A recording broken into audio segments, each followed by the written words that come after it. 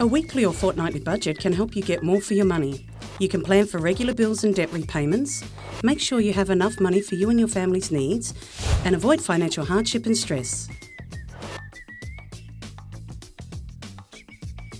Start with a budget sheet like this one. Work out how much money you get each week. This is your income.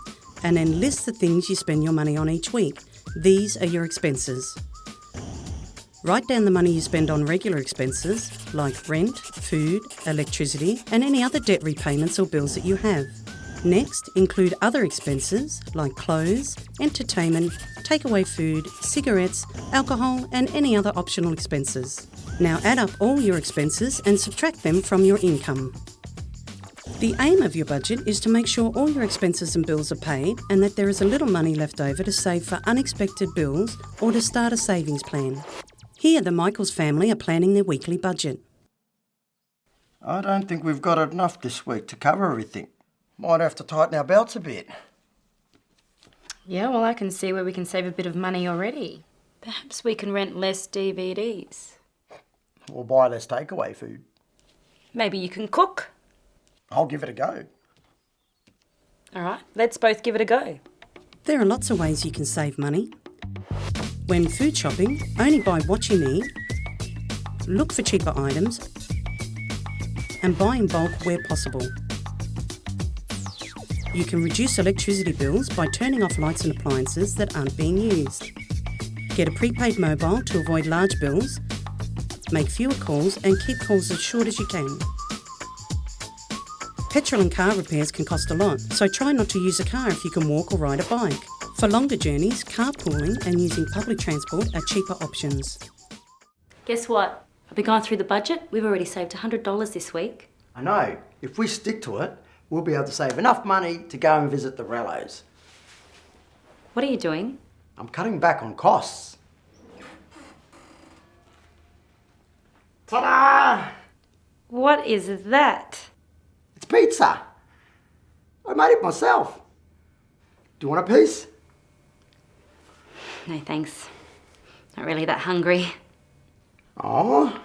If you would like help planning your budget, speak with an Indigenous money mentor or a financial counsellor.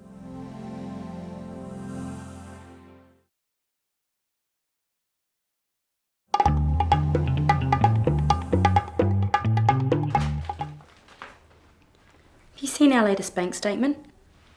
No, why? Well, there's all these extra fees and charges. Like what? Well, like $22 in ATM fees for a start. Have you been getting cash out of other banks' ATMs again? I'll give the bank a call and check it out. Most bank accounts have fees and charges of some sort, so it's a good idea to shop around and find a bank account with low or nil charges. To reduce your ATM fees, only withdraw money from your own bank's ATMs or withdraw money from EFTPOS while shopping. If you can access the internet, you can check your account balance for free. Speak to your bank about setting up internet access to your account. If you have direct debit payments, make sure enough money is in your account on the date the payment is due. If not, you may be hit with overdrawn and dishonour fees. Defaulting on repayments can also lead to a bad credit report, which can affect your ability to obtain low-cost credit in the future. Did you know we get charged $2 every time we use another bank's ATM? Yes, I did. Well, I'm not going to do that again. Good. Now you can take out the rubbish.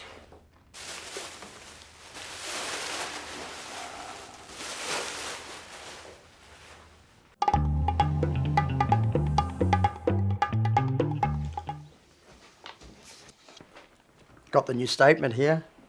We've cut down our fees by half. But what's this interest charge that we always have to pay? Interest is the money we agreed to pay back when we borrowed the money to get the car fixed. So when you borrow money, you have to pay back more than you borrowed.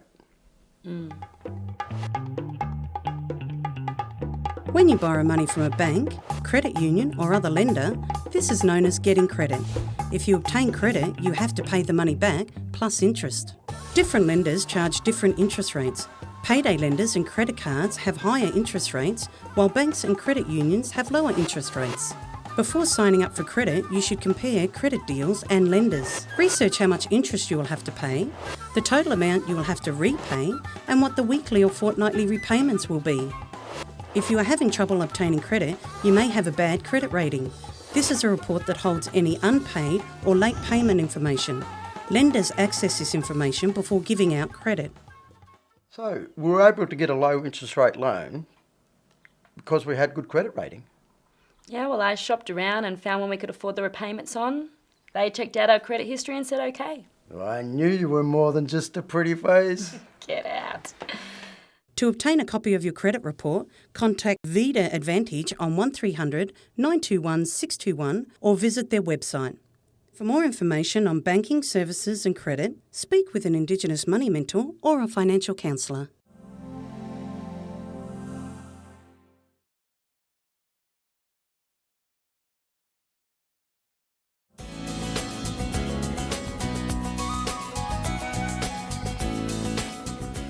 The washing machine's not working. Yeah, I know. I had a look at it yesterday. I think we need a new one. How are we going to afford that? It's going to take us a whole year to save up for a new one. Maybe we can get another loan. We're already paying one off for the car repairs. I think we're eligible for a microfinance loan. Tell me more. Well, Bill and Kath, when their fridge packed it in, Bill gave me the number to ring this organisation, and I rang them up yesterday and made an appointment for us tomorrow. Impressed?